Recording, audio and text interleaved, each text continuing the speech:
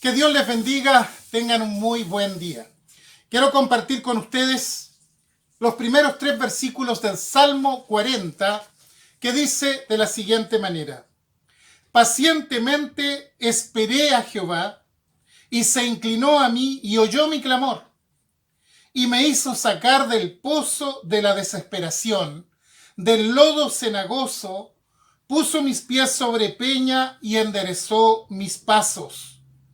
Puso luego en mi boca cántico nuevo, alabanza a nuestro Dios. Verán esto muchos y temerán y confiarán en Jehová. David es el autor de este salmo. Seguramente se sentía prisionero de las circunstancias cuando escribió esto. Probablemente como nos sentimos nosotros en estos tiempos de pestilencia, de adversidad, porque hemos perdido nuestra libertad en muchos ámbitos. No podemos salir de nuestras casas a menos que sea muy necesario, y en otras partes solo pueden hacerlo con permiso de la autoridad pertinente. Debo transitar con mascarilla, no puedo visitar a mis seres amados, no puedo congregarme con mis hermanos en la fe, etc. Muchos se sienten como en una cárcel. Y poco a poco se presenta el estrés, la ansiedad y se suelta la imaginación, la loca de la casa, como le llamó alguien. ¿Por qué? Porque ¿cuándo saldremos de esto? ¿Hasta cuándo vamos a poder soportar todo esto? Son preguntas que nos acosan y eventualmente nos apremian emocionalmente. No sabemos cómo será el proceso de normalización. Tampoco cuál será el estándar económico una vez que termine todo esto. Es decir, muchos pensamientos carcomen nuestra mente, eventualmente. Bueno, David vivió una situación también de angustia, una situación difícil, y él usa la metáfora del pozo de la desesperación. Sí, porque en Israel cuando se secaban los pozos, quedando solo lodo en su interior, muchas veces esos pozos se convertían en cárceles y quienes eran colocados allí solo veían un pedazo de luz rectangular arriba que no podían alcanzar y debajo de sus pies el lodo, el barro que le impedía sentarse o acostarse. Era una situación angustiosa. Bueno, muchos se sienten así en estos momentos, cansados, agobiados emocionalmente, metidos dentro del pozo de la desesperación. Y desesperación es lo contrario a tener esperanza. Cuando no hay esperanza, cuando ya no se espera nada más. Pobres de los que cifraron su esperanza en la ciencia, porque resulta que la ciencia hasta hoy se ha mostrado errática y no tiene respuesta para lo que está sucediendo. David, en medio de su angustia, él no esperaba en los hombres, él esperaba en Dios. Y hubo 2 personajes en la Biblia que fueron puestos dentro de pozos. Uno de ellos fue José. Sus hermanos lo único que querían era sacárselo de encima. Allí a alguien se le ocurrió meterlo dentro de un pozo y dejarlo a su suerte. Sin embargo, Dios no quiso que quedara allí y sin duda en respuesta a su clamor, pasaron por el lugar mercaderes egipcios y sus hermanos lo vendieron como esclavo. El otro caso es el de Jeremías. Por hablar y analizar la realidad, lo meten en un pozo donde nadie puede escucharlo. Allí está perdido totalmente, sin duda clamando a Dios. De pronto aparece un etíope esclavo de la casa real que se compadece de él y Dios le abre un camino. David dice algo muy interesante. Pacientemente esperé en el Señor y Él me sacó del pozo de la desesperación. Es decir, Dios obró a su favor, lo sacó de esa situación y transformó su vida. Él dice, me puso en tierra firme y enderezó mis pasos. Luego puso en mi boca un cántico nuevo, es decir, Él cambió el clima totalmente. Antes había lamento, abatimiento, desesperación, y ahora hay una canción de agradecimiento. Estimados hermanos y amigos, Es probable que estemos ahora mismo en el pozo de la desesperación.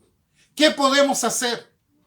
Jeremías, que estuvo en un pozo literal, él puso en práctica una clave que Dios mismo le entregó cuando le dijo: clama a mí y yo te responderé y te enseñaré cosas grandes y ocultas que tú no conoces.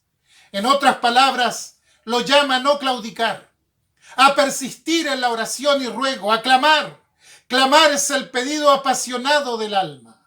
Y creo que eso es lo que debemos hacer como cristianos. Unirnos en un gran clamor a Dios, porque Él es el único que nos puede sacar del lodo cenagoso, del pozo de la desesperación. Por supuesto, sigamos cumpliendo con los requerimientos de las autoridades. Las puertas humanas no son excluyentes, pero clamemos a Dios, pidámosle a Él, porque Dios dice a cada uno de nosotros: clama a mí y yo te responderé. La oración no es una clama psicológica, sino es hablar con alguien que es todopoderoso. Por tanto, si usted tiene cortada la comunicación con Dios, que esta pandemia abra ese canal de comunicación, lo reconcilie con una línea hacia Dios. Es tiempo de abrir el corazón a Dios. Es tiempo de llevar todo esto delante de Dios y permitamos que Él nos limpie, que ponga nuestro pie en peña firme y nos permita empezar a gozar de una nueva vida. Dios les bendiga.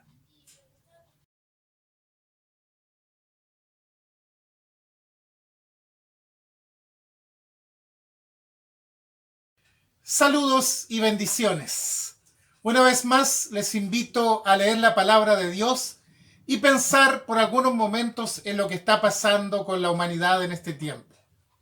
El pasaje de Juan, capítulo 1, verso 26, dice de la siguiente manera: Juan les respondió diciendo: yo bautizo con agua, mas en medio de vosotros está uno a quien vosotros no conocéis. Este pasaje hace referencia a Juan el Bautista, el precursor del Mesías. Y me llama la atención la frase que él usa: en medio de ustedes hay uno que ustedes no conocen. Mateo 13:55 dice, sin embargo, que frente a la aparición de Jesús después de sus primeros milagros y de su enseñanza en la sinagoga de Nazaret, la gente se preguntaba: ¿no es este el hijo del carpintero? ¿No se llama su madre María y sus hermanos Jacobo, José, Simón y Judas? Quiere decir que lo conocían como un vecino allí en la pequeña localidad de Nazaret, pero realmente no lo conocía. Por desgracia pasa lo mismo con Jesús en este tiempo. Muchos dicen conocer a Jesús porque tienen un conocimiento histórico, intelectual acerca de él, porque han escuchado del pesebre, de la cruz, de los milagros, han visto los cuadros, el crucifijo, pero no lo conocen realmente. La palabra conocimiento pasa por una experiencia que va más allá de lo meramente intelectual. Es algo que produce cambios profundos en la vida de la persona. Mientras tenemos esto en mente, pensemos en la pandemia por la cual estamos atravesando hoy por hoy. Nos agarró todo inesperadamente y creo que una de las cosas que produce mayor agobio es la incertidumbre. Tenemos expectativas, queremos hacer cosas, pero tropezamos con la pregunta: ¿cuándo va a terminar esto? ¿Cómo será el mundo después de esto? ¿Cómo será la economía después de esto? La mía, la del país. ¿Podremos seguir adelante? Y creo que estas palabras de Juan el Bautista pueden ser para nosotros el día de hoy. Así como los discípulos en medio de la tempestad, nuestra nave cruje y amenaza con hundirse. La noche avanza y decimos: ¿hasta cuándo podremos soportar? Sin embargo, cuando Jesús viene caminando sobre las aguas, pensamos que es un fantasma, una ilusión. Es decir, ellos conocían a Jesús, pero no lo conocían realmente. Y cuando Jesús llega a la barca, aquieta el viento en un momento, trae la calma. Es decir, en medio de ellos había alguien que ellos no conocían. Y yo me pregunto, quizá en medio de nuestro país, de nuestra ciudad, de nuestra propia familia, esté ese alguien que creemos conocer pero no conocemos. Cierto día Pedro, después de pescar infructuosamente toda la noche, lo vemos en la playa lavando las redes para guardarla, cargando una gran frustración sobre sí, porque de esa pesca iba a depender el pan para su mesa ese día. Entonces llega Jesús y le dice, echa la red. Él se resiste al comienzo. Señor, toda la noche hemos trabajado y nada hemos pescado. Ante la insistencia de Jesús y solo por respeto echa la red nuevamente y ésta sale llena de peces. Frente al milagro se arrodilla diciendo, Señor, apártate de mí porque soy hombre pecador. ¿Por qué? Porque en ese momento él se dio cuenta que había uno que él creía conocer, pero realmente no lo conocía. La incertidumbre nos aflige, nos tensiona y eventualmente nos deprime, nos frustra. Frente a la cruz, cuando vieron al maestro, al hombre que tenía poder para levantar los muertos, inclinar la cabeza, vencido por la muerte, los discípulos se angustiaron. ¿Qué va a pasar ahora? Esa pregunta es una pregunta inquietante. Los discípulos pasaron por eso. Y sin embargo Jesús resucitó al tercer día cuando creían que ya no había esperanza. Jesús estuvo con ellos. Escucharon sus enseñanzas. Vieron sus milagros, pero aún así no lo conocían. Y yo creo que esta pandemia nos ha sacado de nuestra alienación. Antes hablábamos de viajes, de compras, de tarjetas de crédito, de débitos, todo lo demás. Vino la pandemia y sacudió todo. Jesús le dijo a sus seguidores algo muy interesante en el Sermón del Monte. Les dijo, pedid y se os dará. Buscad y hallaréis. Llamad y se os abrirá. Porque cualquiera que pide recibe, y el que busca halla, y al que llama se le abrirá. Es la gran promesa de la esperanza. El único que puede darnos certidumbre es Jesús. Pero ¿le conocemos realmente? Cuando permitimos que trabaje en nosotros y produzca el verdadero conocimiento, entonces genera vida en nuestro ser interior y surge la esperanza, quitando toda inquietud y falta de paz. Que Dios les bendiga y que la incertidumbre pueda ser cosa del pasado y que en usted pueda aflorar un conocimiento genuino del Todopoderoso, del Dios hecho hombre, del Señor Jesucristo. Bendiciones.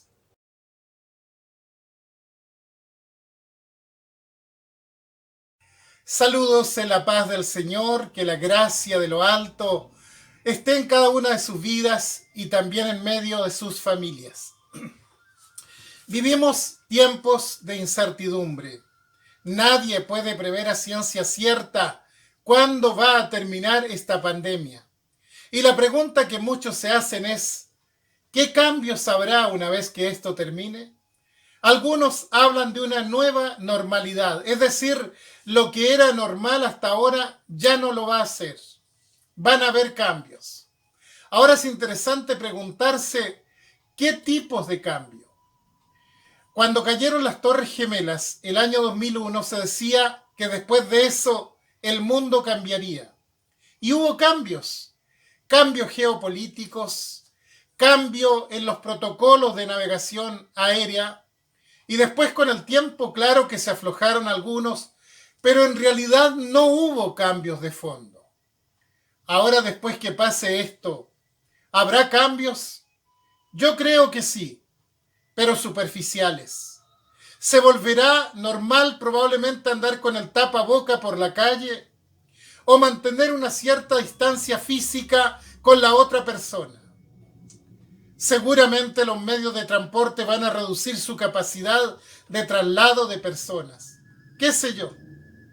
Habrá cambios, pero serán cambios superficiales, no sustanciales. Seguramente se incrementará el teletrabajo y los vínculos tecnológicos. Pero ¿habrá cambios en los valores? ¿Seremos más solidarios? ¿Seremos más tolerantes? Creo que no. La solidaridad es algo que proclamamos, pero en la práctica no se ve. Aplaudimos a los médicos y al personal de salud, pero no queremos que ninguno de ellos viva cerca nuestro por temor a contagiarnos. ¿Nos volveremos más generosos? Me temo que no. Para analizar esto, daré lectura al pasaje de 2 de Corintios, capítulo 5, versos 17 en adelante, pero en la versión Dios habla hoy, cuyo lenguaje es más accesible para todos. Dice la palabra del Señor. Por lo tanto, el que está unido a Cristo es una nueva persona. Las cosas viejas pasaron, se convirtieron en algo nuevo. Todo esto es la obra de Dios, quien por medio de Cristo nos reconcilió consigo mismo y nos dio el encargo de anunciar la reconciliación. Es decir, que en Cristo Dios estaba reconciliando consigo mismo al mundo sin tomar en cuenta los pecados de los hombres, y a nosotros nos encargó que diéramos a conocer este mensaje. Este pasaje habla de cambios, pero de cambios profundos, cambios que únicamente puede obrar la persona de Cristo en la vida de un ser humano. Jesús eligió a sus discípulos, que en su mayoría era gente complicada, de reacciones intempestivas, muy directos para dar sus opiniones, de sangre caliente, diríamos nosotros. Jesús estuvo con ellos durante 3 años y cuando llega al final parecía ser que el trabajo había fracasado. Había gente violenta en el grupo. Tenía un exguerrillero como Simón el Celote o un opresor del pueblo como Mateo. Y cuando llegamos al final, la violencia está. Pedro agrede a una persona para defender a Jesús. Además, hay mucha incredulidad en ellos. No obstante, después que Jesús resucita, se encuentra con que ese maestro, el que habían seguido realmente, el Señor Todopoderoso, estaba con ellos y todos admitieron su autoridad sobre sus vidas. Reconocieron que eran pecadores, que necesitaban un Salvador, y Jesús les dice que van a recibir el Espíritu Santo, el cual los va a guiar y los va a fortalecer espiritualmente. Cuando esto ocurrió, ellos experimentaron cambios profundos en sus vidas. Claro, porque no basta solo creer, es necesario experimentar la nueva vida que ofrece Cristo a todos quienes están en Él. Él es el Señor, y cuando se acerca uno a Él, admitiendo que es el Señor y rinde su vida, confesando sus pecados, es cuando se produce el verdadero cambio en la vida. Ellos nacieron de nuevo, se constituyeron en nuevas criaturas, y ese es el verdadero cambio que el hombre de hoy necesita. Ese cambio que viene como consecuencia de haberse reconciliado con Dios mediante el sacrificio de Cristo y mediante la acción del Espíritu Santo. Todo lo demás es meramente superficial. Abramos nuestros corazones con fe a Jesucristo y experimentemos la nueva vida que emana de Él. Que Dios les bendiga.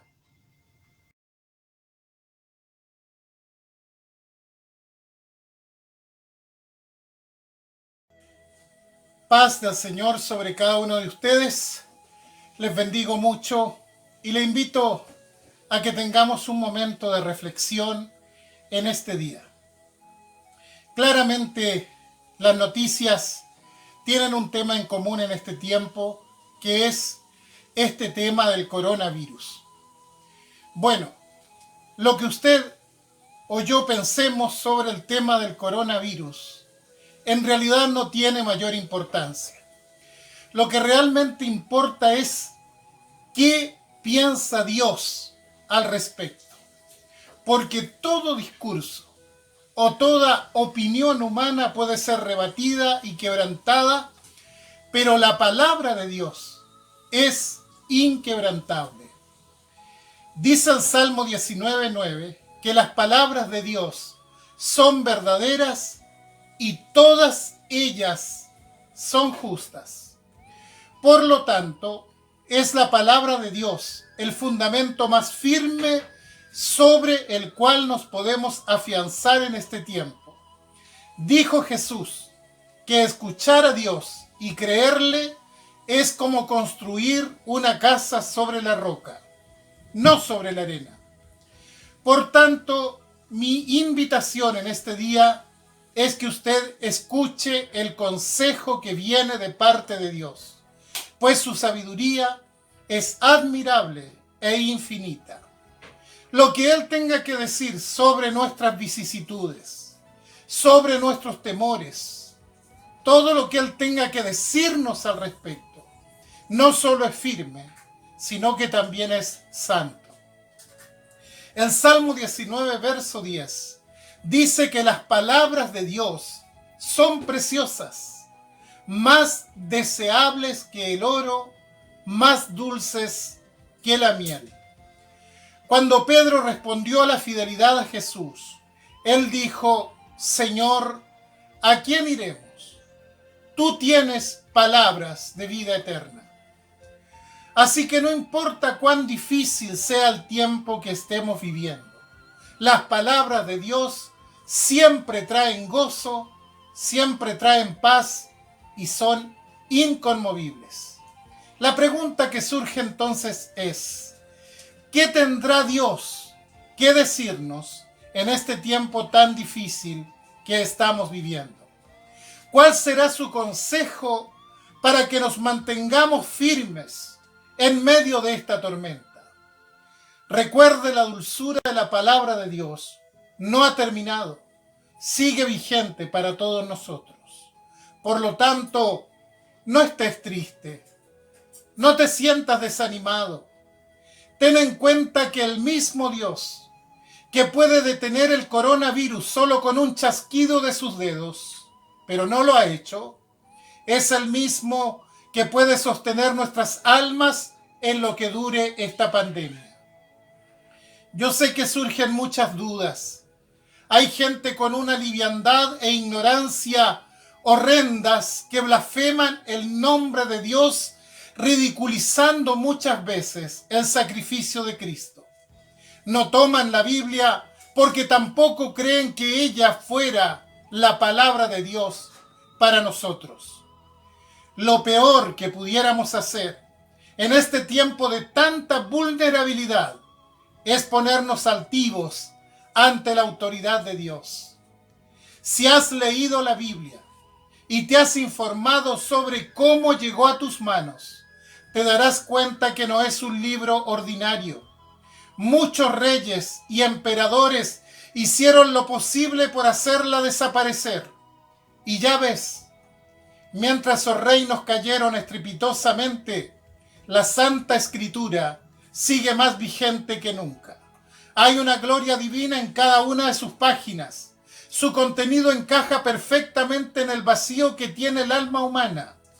El mayor milagro que nos grita sobre la existencia de Dios es precisamente su palabra, la cual no ha podido ser contradicha ni en las más prestigiosas academias. Cuando alguien decide creer en Dios y creerle a Dios, regir su vida a la luz de la palabra de Dios, recién entonces encontrará propósito para su vida. Recién su vida comenzará a tener sentido porque la luz de Dios brillará sobre él. Entonces te pregunto, ¿cuál es tu sustento en este tiempo de crisis? ¿La ciencia, la economía, tu buena salud? Pues déjame decirte que todo esto demostró ser falible en este corto tiempo. Por eso no te vuelvas obtuso. Da un brinco a la fe y en vez de caer al vacío, te encontrarás en la zona más segura que puedas desear en estos tiempos aciagos que estamos viviendo. Aún hay tiempo. Así como Dios es la única respuesta al coronavirus, Dios es la única respuesta a un problema mucho mayor que tiene la humanidad, un virus mucho más agresivo que se llama pecado. Escucha la voz de Dios y que Dios reconforte tu alma. Amén.